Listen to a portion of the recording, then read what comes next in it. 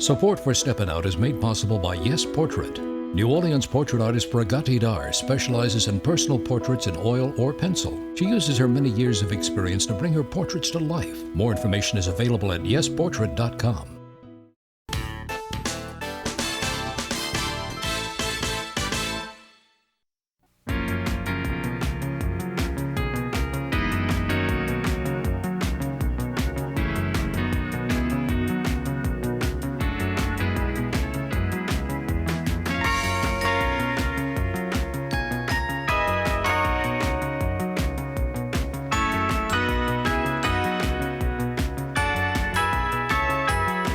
Good evening, I'm Peggy Laborde, and welcome to Steppin Out, spotlighting the New Orleans area's arts and entertainment scene. We are coming to you from our studio near City Park. Seated at our table tonight, Jenny Hamilton, Executive Director of the New Orleans Ballet Association. Welcome, Jenny. Thank you. Your orange. Thank beautiful, you. Beautiful. Poppy Tucker, host of the weekly program Louisiana Eats on WWNO Radio, heard in New Orleans and Baton Rouge. And right? Lafayette and Lake Charles. Good deal, good deal. We're excited about that. Making his Steppin Out debut, author John Wirt, here to discuss his brand new book, Huey, Piano Smith and the Rockin' Pneumonia Blues, and his day job is music writer for The Advocate. And Alan Smason, editor of the online Crescent City Jewish News, of course, covering all of the theater stuff that we know, right? But first off, Jazz Fest weekend. Well, Poppy. you know where I've been. I've already been out on the fairgrounds. So this year, Brazil is the country that's being focused on. They're the companion country. So I have brought some Brazilian food. Carmo, which is a local restaurant, is actually providing this food. It's over by the Brazilian tent where you can buy incredible things. I know we're supposed to be talking food, not jewelry and such, but don't miss that tent. It's something. And here we have something called Paio de Queijo, and it's a kind of a cheese biscuit made with cassava, very yummy. And then here is a very typical acarajé, which is a black bean fritter, and this one has shrimp and yummy vegetables in it. They also have a vegetarian version of the acarajé. I want to send a shout out to Cecilia Houston, who is celebrating her 30th anniversary out there as Pie Lady. So don't miss, if you've missed it for the last 30 years, don't miss her key lime pie and her beautiful strawberry tart, delicious. And then, of course, winner of Chopped, my dear friend, Miss Linda Green. If you're tying one on tonight, head out to the fest, get some Yakaman, which also doubles as Old Sober. Delicious. And everybody knows if it's Jazz Fest, well, that means I have a pork chop sandwich in my purse from Miss Linda Green, which is about the most delicious thing in the whole world. Can you smell it? I can. Yes, I can. Every good day at Jazz Fest starts with a pork chop sandwich from Linda Green. Now, it's a dilemma, you know, when all of the Jazz Festers come to town, where do we eat? So I have some unusual ideas for people who want to go out that are maybe a little bit off the beaten path. Off the beaten path certainly is Café Dauphine, which is a family affair in the National Historic District of Holy Cross. Siblings Fred and Keisha and Fred's wife Tia all came together to create this. To be honest with you, it is so charming and elegant inside. It reminds me in a big way of Dookie Chase Restaurant. They have delicious food there, from poor boys to fried seafood. They have, oh my goodness, their specialty is a deep fried shrimp and crab stuffed bell pepper. That is one of their specialties, redfish Florentine. Another one of their specialties, a unique take on egg rolls with cabbage, crab meat, and crawfish. They also have a fabulous bread pudding. They're open 7 days a week, and it's lunch only, serving till 5 on Sundays. So I strongly suggest, for some down-home soul food, Creole-style yumminess, Café Dauphine. So lunch and dinner the other days? Lunch and dinner all the other days, except good. Sunday lunch only till 5. Okay. And the menu doesn't change. You can have anything anytime. And then, really elegant, really shocking, old Araby eats, at least shocking to this uptown girl, because we have these new New Orleanians, Chuck White and Son Lee. They relocated from Brooklyn to be part of the new New Orleans. And You could never tell from the outside of this place. Looks are really deceiving. It's in like this brick strip mall from the 50s. You go inside, it is charming. It's on St. Claude, just across the parish line in Araby. The menu changes daily, and it's really dictated by what Chuck finds that's fresh and available that inspires him. And for instance, for lunch, I had an exquisite veggie melt. I'm not usually enthusiastic about a vegetable sandwich. The bread was fabulous. There was grilled portobello, zucchini, goat cheese. The fries are handmade and yummy. There's the Atlantic salmon with gold beets, quinoa, and asparagus. Fabulous. At dinner, you can have a beautiful pate with house-made pickles, marble rye toast, and quince. And you have choices like salmon steak, ribeye with beautiful accompaniments like rapini, cipollino onions, and a great burger's always on the menu. Lunch and dinner, both, Tuesday through Saturday, closed Sunday. And then, just opened up on your way home from Jazz Fest, really, right at North Carrollton and Canal, finally, Chef Christina Quackenbush has opened up a permanent spot for her milkfish Philippine cuisine. She's been doing pop-ups all over the place. She's open 6 days a week, serving continuously from 11 a.m. till 11 p.m. You can BYOB till she gets her liquor license, but she's got house-made sodas that are incredible. There is the Philippine egg rolls that are fabulous. They're called lumpia. Then I had some pork belly that was like crazy good cracklins. That's on one side, and the other side was a crispy pig's tail. Please don't tell the cardiologist. And then the barbecue chicken skewer was really lovely with mango. The ceviche is so unusual. It's made with fresh Louisiana drum, cooked with a coconut vinegar instead of your usual lime juice, and it's finished with coconut cream, fresh ginger, and chilies. The oxtail stewed in peanut butter and bagong with eggplant, bok choy, and long beans over garlic fried rice, and the stuffed squid. The food is beautiful. The prices are reasonable. Don't miss milkfish. I had a chance to visit last week, and we had milkfish, the milkfish, which is a white flaky fish, and it's sauteed in great coconut milk. Well, I'll tell you a secret. If you really like the ceviche, Christina gave me the recipe, and I'm revealing the whole thing on tomorrow's Louisiana Eats. All right. Very good. Thank you, Poppy. And we should point out once again, that's the corner of Carrollton and Canal. Right where the Italian pie used to be. Right across from the Walgreens. Exactly. Okay, thank you. And Jenny, you have got quite a coup in your hands. And yes. Tell us about that with Parsons and Alan Toussaint. Woo. Well, this is part of our ongoing initiative to choreograph, to commission world-renowned choreographers and pair them with New Orleans musicians. And it started in 2008 when we paired Preservation Hall Jazz Band with Trey McIntyre Project. And then in 2010, that's toured the world. Then a couple of years ago, we paired Dwight Rhoden and Completion's Contemporary Ballet with Nicholas Payton.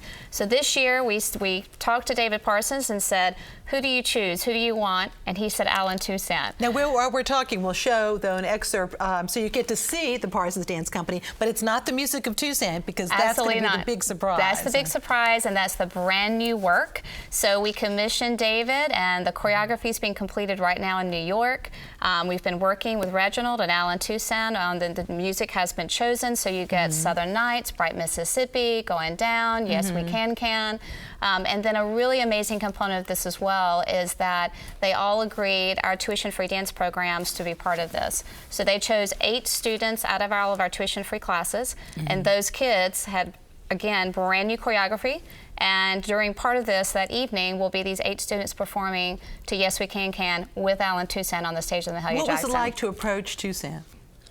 It was so easy. Okay. What do you say about such an extraordinarily generous man? Yeah. A true Southern gentleman, and one of the world's treasures in music. We went to them, but he just had some experience working with Twyla Tharp. It premiered a brand new piece with Pacific Northwest Ballet in Seattle. So he just worked with a dancer, but this time we're going to have him on the stage in New Orleans, home, right here where he should be. And now here's a glimpse, though, of the Parsons Dance Troupe. Let's take a look.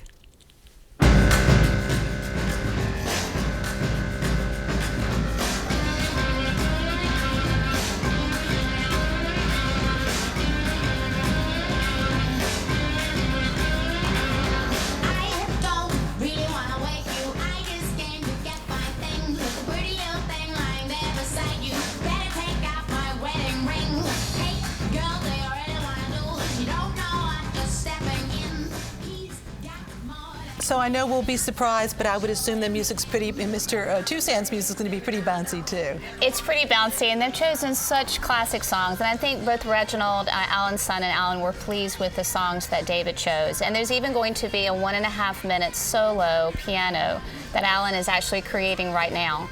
That will be brand new music, and we'll have a solo dancer who happens to be Abby Gavazzoli, right here from Metairie, Louisiana, and has been dancing all over the world with Parsons for the past 12 years. So we're going to pair up our two New Orleanians right there on the stage, so that'll be brand new. But it's the music, the dance, it's all very high energy, and so we're really looking forward to a fantastic evening. So it sounds like there'll be a lot of the songs that we will be very familiar with, too. Southern Nights. Oh, well, to see it right there, you had me at Southern Nights. We can all sing at that one, yeah. Well, very good. We wish you well with that. Thank Tickets you. are available, but they're going fast, right? Tickets are going fast, but they're absolutely still available, and just log on to our website. Congratulations. Thank you. Surely. And before John Wirt gives us an overview of his new book on New Orleans rhythm and blues legend Huey Piano Smith and his band, The Clowns, here's an excerpt from a Steppin Out feature from the 1990s about Smith and specifically the band's singer, Bobby Marchand. It was produced and narrated by Steven Tyler. Let's take a look. The music of Huey Smith and the Clowns has been likened to a sort of controlled mayhem. New Orleans has always had great novelty songs, but most of them are by one-shot performers. Huey Smith is one of the few people who actually made an extended career out of this, and they're all just terrific. Marchand's versatility wasn't limited to his vocal range. He first linked up with Huey Smith when the band leader spotted Bobby emceeing a weekend show at the legendary Dewdrop Inn in drag. So he asked me, he said, I got a record out on route. I need somebody to sing it. I said, well, I'll sing it. Chicka Wah Wah. Chicka Wah Wah Wah. Chicka Wah Wah Wah. So he told Johnny Vincent about it. They brought me down to the studio. I was still in women's clothes. See? And Carl told Johnny Vincent, I thought you was bringing a man down here to sing the song. This is a song for a man. So Johnny said, well, that's a man. That was so funny, I had no know what to do. So I did Chicka Wah Wah with a skirt and bows on. In the black community, I think, I don't know this, firsthand, obviously, but that what we would call colloquially morphodites, meaning the really outrageous drag queens, seem to have been almost accepted and to have kind of an ecological niche in all of this, i.e. they could probably go into a ballroom on Saturday night and not get their asses kicked. And I think it was, as Charles Neville so aptly put it, a subculture within a subculture. These were places where exotic dancers performed routines that really could not be choreographed in white nightclubs. And it wasn't because they were necessarily too risque. They expressed a cultural sensibility that in many ways was just alien to white people at the time. The venues where Marchand performed are today crumbling icons of a bygone era. The Dewdrop Inn on LaSalle has taken on decidedly more prosaic trappings, and the tattered shell of Club Tijuana on South Saratoga belies the campy grandeur it once showcased. Luckily, the legacy of Bobby Marchand lives on in a wealth of priceless recordings. His favorite? The one I laid on called High Blood Pressure.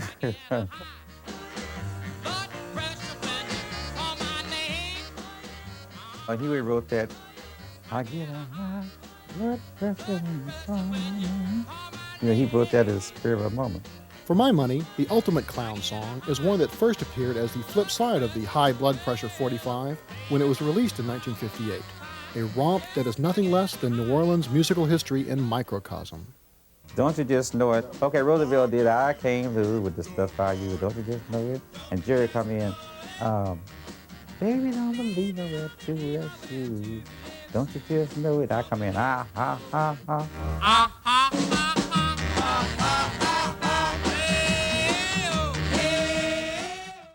Marchand passed in 1999, but Huey Piano Smith is still with us in Baton Rouge and not active, but active enough to have worked with you on this book for 10 years almost. John, congratulations. Thank you so much. Yeah. And it was a long time, a lot of work, but Huey is one of the guys, Fats Domino, Alan Toussaint, Ernie Cato. He's one of the classic guys from the 50s and the 60s in New Orleans, and so I think he deserves a biography. He sure does, and he played with so many. Guitar Slim, who unfortunately his career was so short, but he played with Guitar Slim and so many others. Smiley Lewis, Floyd Price, on and on and on. And so many people went in and out of Huey's group, the Clowns, in his band, and also the Clowns, which the Clowns were the singers and the dancers. And of course, Bobby Marchand was a primary clown. Yeah, but Guitar Slim would have been, what, so much bigger if he had lasted longer, wouldn't he have? He died at 32 in 1959. I think we have a photo of him. We'll take a look at some photos here, too, from your book.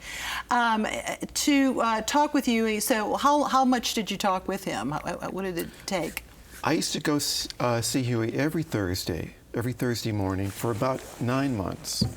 And then I would talk to him after that as well. And he was very open. He had a lot to say, and I think part of it was, you know, he had never been able to say it before. Now he no longer performs, though, does he? No, he's got a spinet piano and an electric piano in his house, and he recently asked me about tuning his acoustic piano. So I was thinking, well, maybe he is playing some. But I have seen him play in his home with Jerry.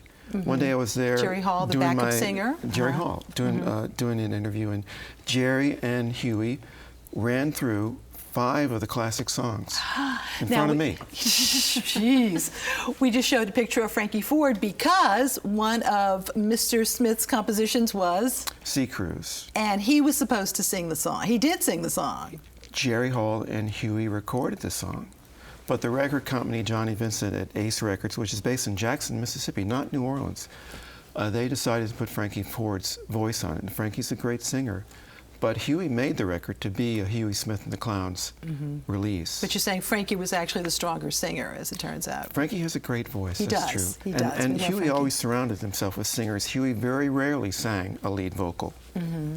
Well, Bobby Marchand, he knew the great singers, because Marchand was certainly one of the great ones. How many people did you interview for this book? It just seems like a whole lot. Well, I wish it had been more, probably about 50 people. And a lot of the stuff had to come from the archives because Bobby Marchand is gone, Johnny Vincent, the record company owner, is gone. And unfortunately, he had some ups and downs in terms of financial problems, not really getting, as so many musicians didn't really get the royalties they felt that they had deserved, and the amount of royalties, true? Yeah, that's characteristic of the era. Very much so. Now, if you want to know more, though, tomorrow at the Jazz Fest at what time? At 4 o'clock. Okay. Ben Sandmill will be interviewing both Alan Toussaint, speaking of Alan Toussaint, and John Wirt, and that's at the Allison Minor Stage. Good luck with the book. Congratulations by LSU Press. And we turn to Mr. Smason, that man about town. And I think it's wonderful that you have Jenny talking about Alan Toussaint and John talking about Huey Piano Smith, because really that was his mentor. That was who really was his influence, I think, that his greatest influence on his music. Well, let's talk about theater now, a little bit. At the World War II Stage Door Canteen, they've had several different productions that have been done lately. They had their Jump, Jive, and Wail, the production about Louis Prima, of course. They had the Spirit of America show with the Victory Bells not too long ago. And now on stage is the Andrews Brothers. Yes, indeed. It's an unlikely tale set in the South Pacific during the waning days of World War II, and it's directed, of course, by Victoria Reed, the entertainment director. Playing Peggy Jones, the starlet, is none other than the star of My Way, a tribute to Frank Sinatra, and so many of the Victory Bell shows, Courtney Bowe. And here's Courtney along with all of her other cast members. She oozes talent from every one of her attractive pores as she sings and dances and performs several solo numbers in perfect harmony with her fellow cast members. Among the other cast members there are Max Lawrence and Patrick Andrews. Yes, indeed. They are played by Brian Falgout, last year's Big Easy Award winner. Rich Arnold was the last year's winner. And then this year's Big Easy Award winner, Clint Johnson. So you've got 3 guys who are playing there, and all eminently talented. They've all been, according to the story of the book, they've all been rejected from the service because they have flat feet, poor vision, and asthma, respectively. Anyway, they want to keep up the morale of their armed forces buddies, and so they work as stagehands.